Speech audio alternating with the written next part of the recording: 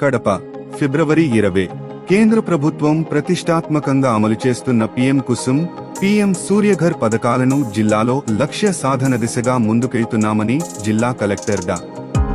శ్రీధర్ చెరుకూరి తెలిపారు.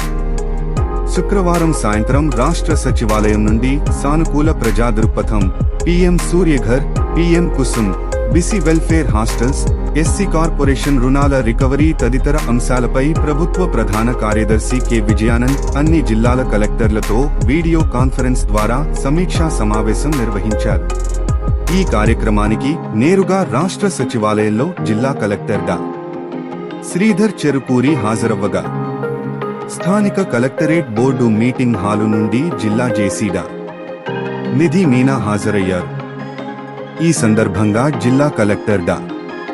Sridhar Cherukuri PM Kusum, PM Surya Ghar పథకంలో భాగంగా జిల్లాలో చేపడుతున్న సోలార్ ప్రాజెక్టు పనులు లక్ష్యం మేరకు త్వరితగతిన పూర్తి చేయగలుగుతున్నామన్నామని సీఎస్కు వివరించారు.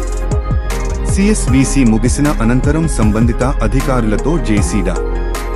నిధి మీనా మాట్లాడుతూ రాష్ట్ర ముఖ్య కార్యదర్శి సూచనల మేరకు జిల్లాలో ప్రభుత్వం చేపడుతున్న అభివృద్ధి, ప్రత్యేక అమలు కార్యక్రమాలతో పాటు ప్రధానంగా సంక్షేమ వసతి గృహాల్లో వసతులు, పారదర్శకంగా పిజిఆర్ఎస్ అమలు, సజావుగా గ్యాస్ సరఫరా, నాణ్యమైన విద్యుత్ సరఫరా, ఎస్సీ కార్పొరేషన్ రుణాల రికవరీ తదితర అంశాలపై ప్రత్యేక దృష్టి సారించాలని సూచించారు.